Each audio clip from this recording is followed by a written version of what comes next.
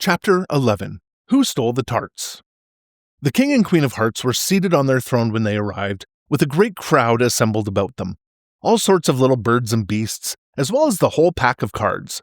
The knave was standing before them, in chains, with a soldier on each side to guard him, and near the king was the white rabbit with a trumpet in one hand and a scroll of parchment in the other. In the very middle of the court was a table, with a large dish of tarts upon it. They looked so good that it made Alice quite hungry to look at them. I wish they'd get the trial done, she thought, and hand round the refreshments. But there seemed no chance of this, so she began looking at everything about her to pass away the time. Alice had never been in a court of justice before, but she had read about them in books, and she was quite pleased to find that she knew the name of nearly everything there. "That's the judge," she said to herself, because of his great wig. The judge, by the way, was the king, and he wore his crown over the wig. He did not look at all comfortable, and it was certainly not becoming. "And that's the jury box," thought Alice. "And those 12 creatures." She was obliged to say creatures, you see, because some of them were animals and some were birds. "I suppose they are the jurors." She said that last word 2 or 3 times over to herself, being rather proud of it, for she thought, and rightly too, that very few girls of her age knew the meaning of it at all. However, jurymen would have done just as well. The 12 jurors were all writing very busily on slates. "What are they doing?" Alice whispered to the griffin. "They can't have anything to put down yet, before the trial's begun." "They're putting down their names," the griffin whispered in reply, for fear they should forget them before the end of the trial. "Stupid things," Alice began in a loud, indignant voice, but she stopped hastily, for the white rabbit cried out, "Silence in the court!" And the king put on his spectacles and looked anxiously round to make out who was talking. Alice could see, as well as if she were looking over their shoulders, that all the jurors were writing down stupid things on their slates, and she could even make out that one of them didn't know how to spell stupid, and that he had asked a neighbor to tell him.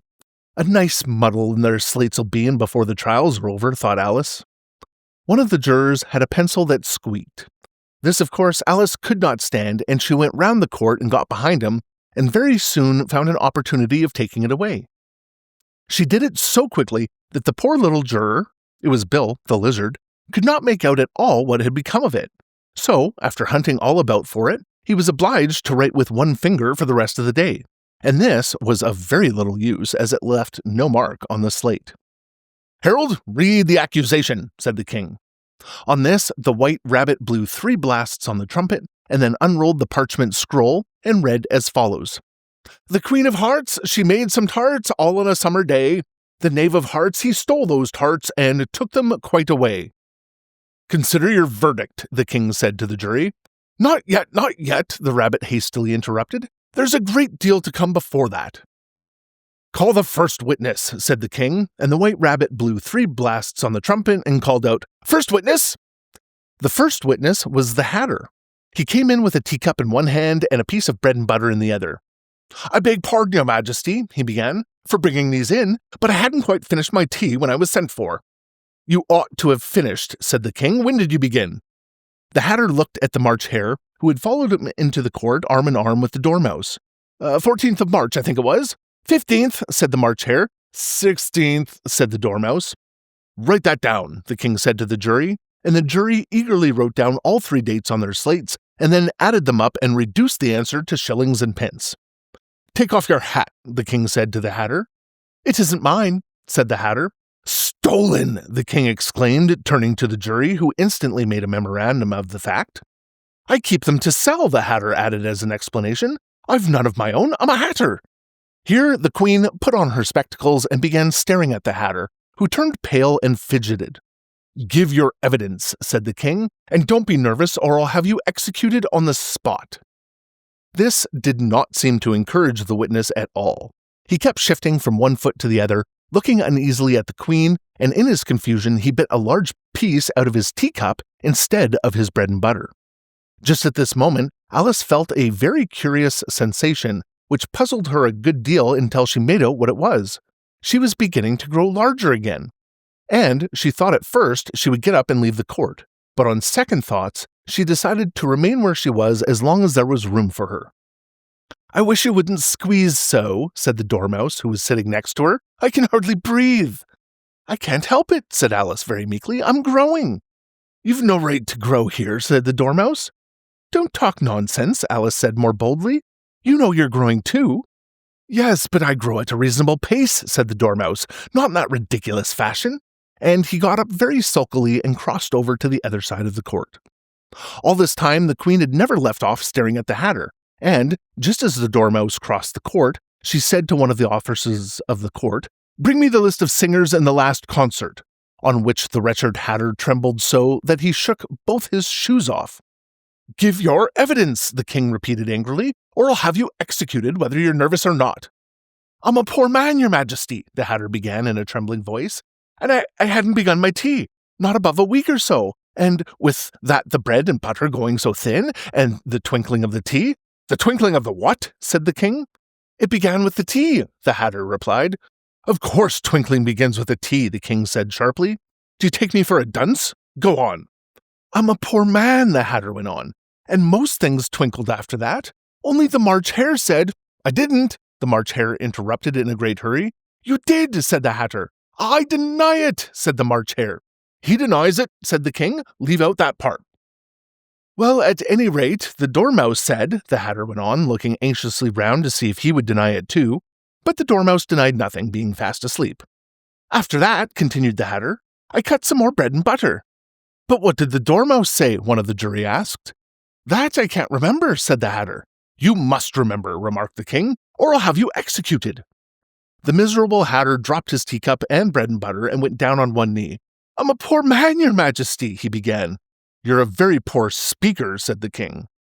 Here, one of the guinea pigs cheered and was immediately suppressed by the officers of the court. And that is rather a hard word. I will just explain to you how it was done. They had a large canvas bag, which tied up at the mouth with strings. Into this, they slipped the guinea pig head first and then sat upon it.